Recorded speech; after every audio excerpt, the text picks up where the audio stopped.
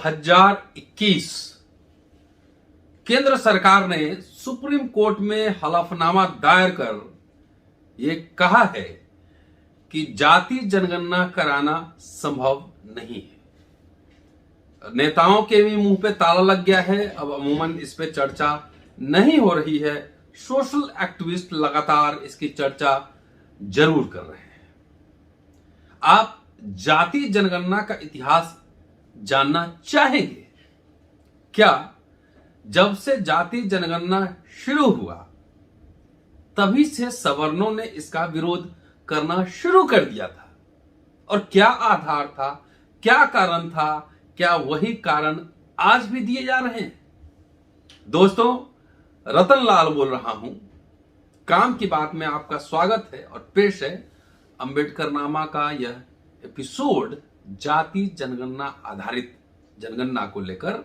अगले 2-3 एपिसोड इसी मुद्दे पर आपके सामने लेकर आऊंगा। और बहुत दिलचस्प है कि जब विरोध हो रहा था तो सेंसस कमिश्नर ने क्या कहा था, यह जानना दिलचस्प होगा। चलिए ले चलता हूं, सीधा रेफरेंस पहले दे देता हूं। आप जाइए, वॉल्यूम 10 उठाइए और पेज नंबर 2121 से लेकर 139 तक 140 तक आप जा सकते हैं। पूरा ब्यौरा विवरण वहां मिलेगा। इसी में से मैं 3 एपिसोड लेकर आऊंगा और आपको समझाने की कोशिश करूंगा कि जाति जनगणना कब से शुरू हुआ, इसके क्या निहितार्थ थे। पहली बात कि जनसंख्या की गणना कब से शुरू हुई और इसके क्या निहितार्थ थे। चलिए लिए चलता हूं। डॉक्टर अंबेडकर लिखते हैं कि भारत के अस्पृश्यों की कुल आबादी कितनी है? जो व्यक्ति इन लोगों के बारे में कुछ जानना चाहेगा सहज सवाल यही पूछेगा। काफी समय तक इसका पता लगाना बहुत ही मुश्किल था, लेकिन अब इस सवाल का जवाब दिया जा सकता है। 1931 के जनगणना के बाद उसके हिसाब से और उसके पहले से भी जो आ रहे थे आंकड़े, उस समय अस्पृश्यों की आबादी 5 करोड़ थी। लेकिन पहले ये आंकड़ा जानना मुश्किल था। ऐसे कई कारण थे। पहले कारण पे जाते हैं, क्यों नहीं जान सकते थे। पहला कारण तो यह था कि अस्पृश्यता, अनटचेबिलिटी कोई कानूनी शब्द नहीं है। अस्पृश्यता की कोई सटीक कानूनी परिभाषा नहीं है कि उसके द्वारा यह परिभाषित किया जा सके कि कौन अस्पृश्य है और कौन नहीं। अस्पृश्यता एक सामाजिक धारणा है जिसने एक प्रथा का रूप ले लिया है। और चूंकि प्रथा का रूप अलग अलग होता है, अतः वही दशा अस्पृश्यता की भी है।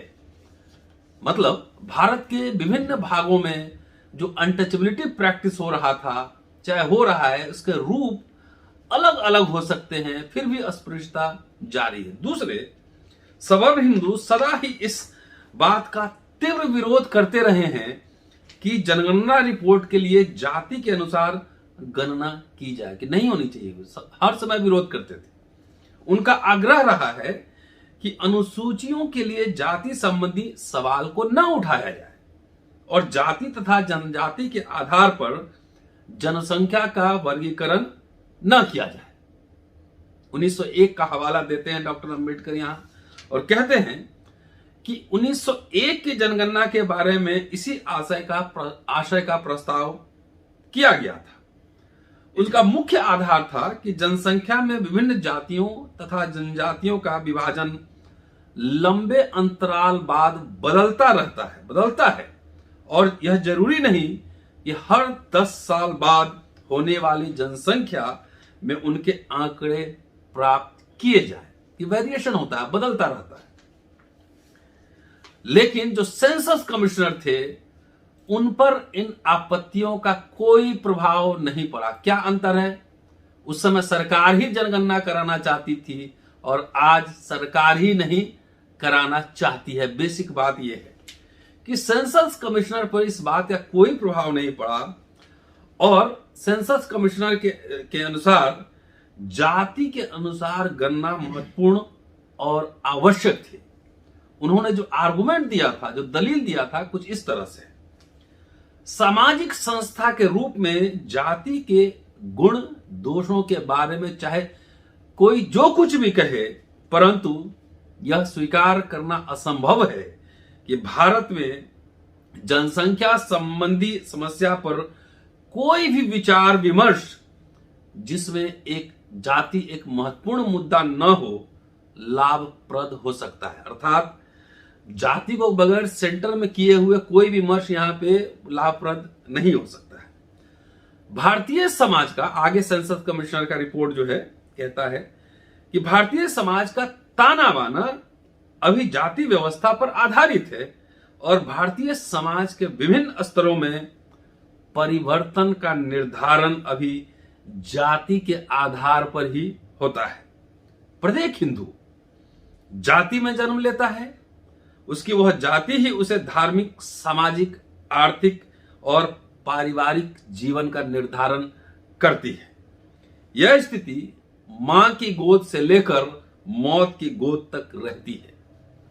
पश्चिमी देशों में समाज के विभिन्न स्तरों का निर्धारण, जो वेस्ट में जो सेंसस होता है उसका निर्धारण कैसे होता है, चाहे वो आर्थिक हो, शैक्षणिक हो या व्यवसायिक हो, जिन प्रधान तत्वों के द्वारा होता है वे अदलते बदलते रहते हैं, वे उदार होते हैं और उनमें जन्म या वंश की कसौटी को बदलने की प्रवृत्ति होती है। गरीब अमीर हो सकता है, अमीर गरीब हो सकता है, मतलब ये कह रहे हैं उसमें प्रवृत्ति होती है। भारत में आध्यात्मिक, सामाजिक, सामुदायिक तथा पैतृक व्यवसाय सबसे बड़े तत्व हैं जो अन्य तत्वों की अपेक्षा प्रधान तत्व, मेन एलिमेंट्स होते हैं। इसलिए पश्चिमी देशों में जहां जनगणना के समय आर्थिक तथा व्यावसायिक वर्ग के आधार पर आंकड़े एकत्र किए जाते हैं, वहां भारत में जनगणना के समय धर्म और जाति का ध्यान रखा जाता है।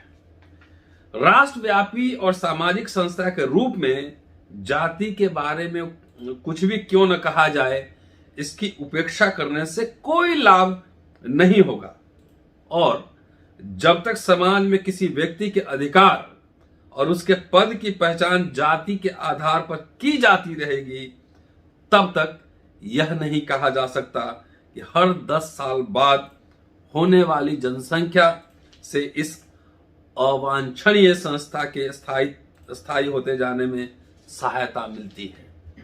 जब तक जाति के आधार पर पहचान बनी रहेगी तब तक जाति, ये सेंसस कमिश्नर का रिपोर्ट है। अब 1911 की जनगणना के समय, सेंसस के समय उसके खिलाफ, जाति जनगणना के खिलाफ जोरदार आपत्तियां उठाई गई। उस समय यह था कि 10 पैरामीटर्स लगाए गए थे, 10 कसौटियां बनाई गई थी, उसकी एक प्रश्नावली जारी की गई थी और उद्देश्य उसका यह था कि इन कसौटियों को पूरा करने वाली जाति का एक समूह, एक ग्रुप बना दिया जाए।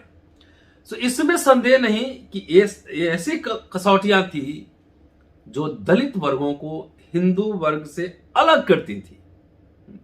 सवर हिंदुओं को आशंका थी कि यह जो प्रोविजन आया है, परिपत्र आया है, इस सेक्रेटरी ऑफ स्टेट के नाम मुस्लिम द्वारा दिए गए ज्ञापन का नतीजा था और इसका उद्देश्य दलित वर्गों को हिंदुओं से अलग कर देना था ताकि हिंदू समाज की संख्या और उसकी महत्ता कम किया जा सके। मुस्लिम लोगों ने उस समय एक मेमोरेंडम दिया था जिसमें उन्होंने अपने से ज्यादा राजनीतिक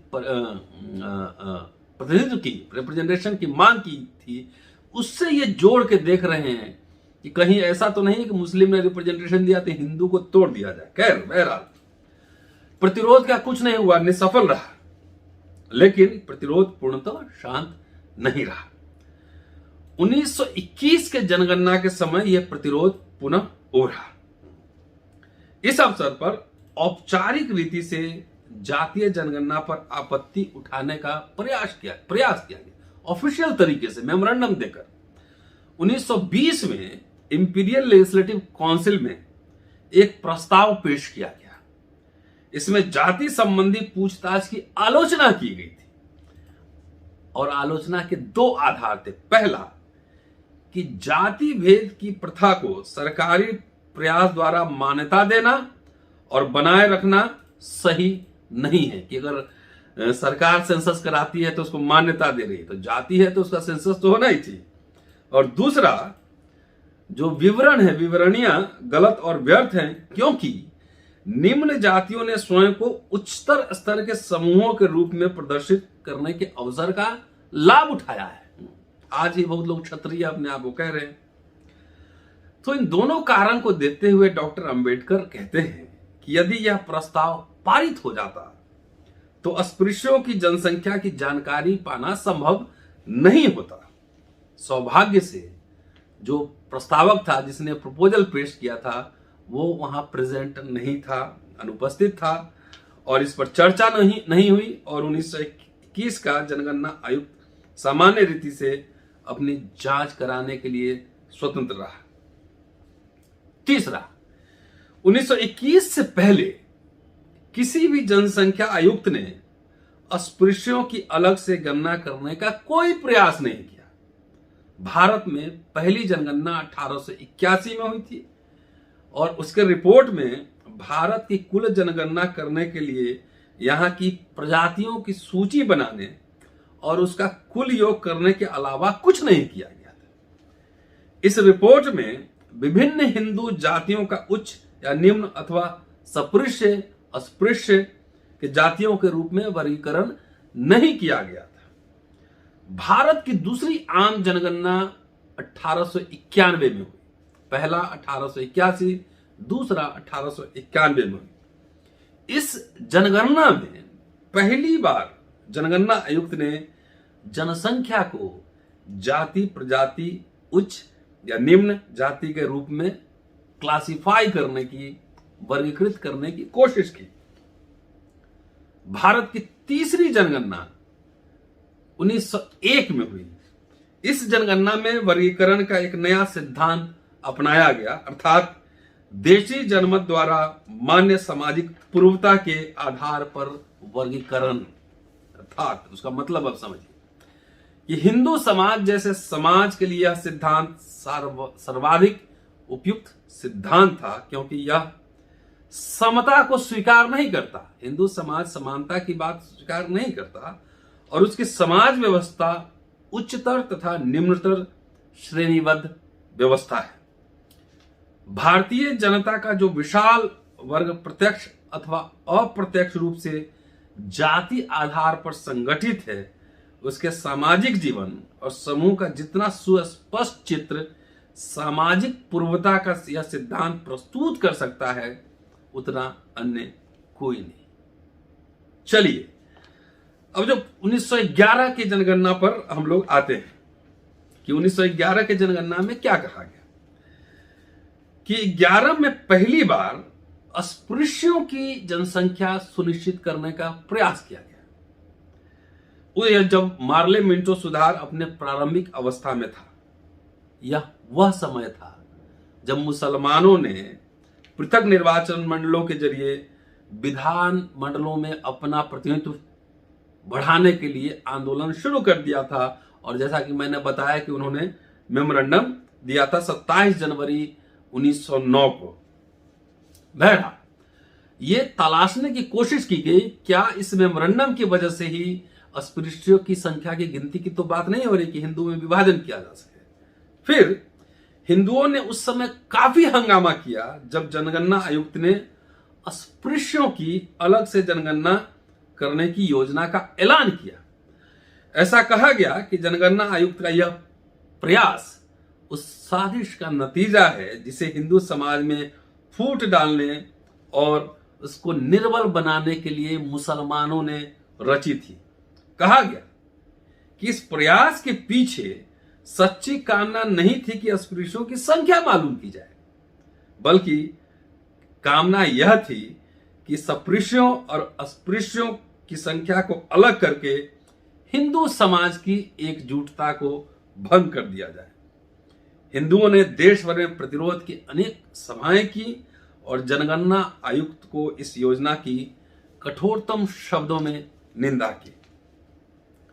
फिर भी प्रतिरोध के इस तूफान से विचलित हुए बिना जो सेंसस कमिश्नर ने अपनी योजना पूरी करने का निश्चय किया और इसमें संदेह नहीं कि अस्पृश्यों की अलग से गणना करने का जो तरीका अपनाया वह अनोखा था। वह तरीका क्या था? वह तरीका था 10 प्रश्नावली बनाए गए थे। कौन कौन अस्पृश्य होंगे जरा सुनिए, दिलचस्प है कि जो जनगणना अधीक्षक थे ने उन जातियों उपजातियों की अलग से जनगणना की जो नंबर 1 जो ब्राह्मणों की श्रेष्ठता नहीं मानते, जो किसी ब्राह्मण या अन्य मान्यता हिंदू से गुरु दीक्षा नहीं लेते। 3 जो वेदों की सत्ता स्वीकार नहीं करते। 4 जो बड़े बड़े हिंदू देवी देवताओं की पूजा नहीं करते। 5 ब्राह्मण जिसकी जजमानी नहीं करते। 6 जिनका कोई ब्राह्मण पुरोहित बिल्कुल भी नहीं होता, ब्राह्मण जिनका पुरोहित न हो। 7 जो साधारण हिंदू मंदिरों के गर्भगृह में प्रवेश नहीं कर सकते। 8 जिनसे छूत लगती है। 9 जो अपने मुर्दों को दफनाते हैं। 10 जो गो मांस की खाते हैं और गाय की पूजा नहीं करते।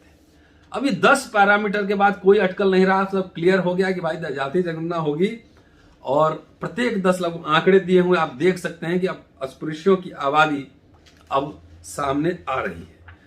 अब इसकी व्याख्या करते हुए पेज नंबर 125 पे वो आबादी का आंकड़ा दिया हुआ है, आपका जाकर देख सकते हैं।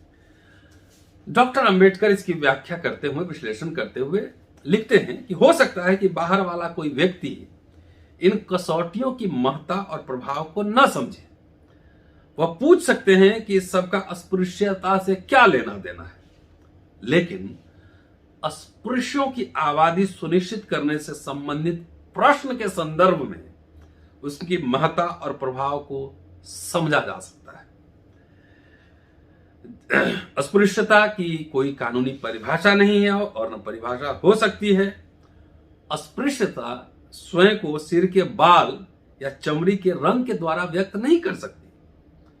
अस्पृश्यता स्वयं को, इसका रक्त से भी कोई संबंध नहीं होता। कतिपय प्रथाओं के पालन, कुछ प्रथाओं के पालन और व्यवहार के तरीकों में अस्पृश्यता दिखती है। अस्पृश्य वह व्यक्ति है जिसके साथ हिंदू एक निश्चित प्रकार का व्यवहार करते हैं और जो हिंदुओं से भिन्न कतिपय रीति रिवाजों का पालन करता है, कुछ अलग पालन करता है। सामाजिक मामलों में अस्पृश्यों के साथ हिंदू निश्चित प्रकार का व्यवहार करते हैं। अस्पृश्य उन निश्चित प्रथाओं का पालन करते हैं। जब स्थिति यह है तो कौन अस्पृश्य है इसका पता लगाने का केवल एक ही तरीका है कि उनके रीति रिवाजों को कसौटी माना जाए और यह पता लगाया जाए कि कौन सी जातियां उनका पालन करती हैं। अन्य कोई उपाय है ही नहीं। यदि बाहर वाला व्यक्ति इस बात को ध्यान में रखता है तो वह समझ पाएगा कि यद्यपि जनगणना आयुक्त द्वारा निर्धारित कसौटियां अस्पृश्यता का कोई रंग नहीं दर्शाती, फिर भी तथ्य यह है कि वे अस्पृश्यता के प्रमाण चिन्ह हैं। जब स्थिति यह है तो इसके बारे में कोई संदेह नहीं रह जाता कि प्रक्रिया उचित थी और कसौटियां खड़ी थी। अतः यह कहना सही होगा कि जहां तक इस प्रकार के मामले हो सकते हैं, इस छानबीन के नतीजे महत्वपूर्ण थे और प्राप्त आंकड़े भी सही थे। अब चलिए अगले एपिसोड में बताऊंगा कि 1921 और 31 में जब लुथियन कमेटी आया, साइमन कमीशन आया, उस समय जनगणना को लेकर क्या था और कैसे सवर्णों ने अस्पृश्यों की जाति जनगणना का बहुत मुखर विरोध किया। तो अगले एपिसोड में 21 और 31 की जनगणना के बारे में बात करूंगा। शुक्रिया, keep watching and sharing Ambedkar नामा। जल्दी आपसे अगले एपिसोड में मुलाकात होती है। शुक्रिया, जय हिंद।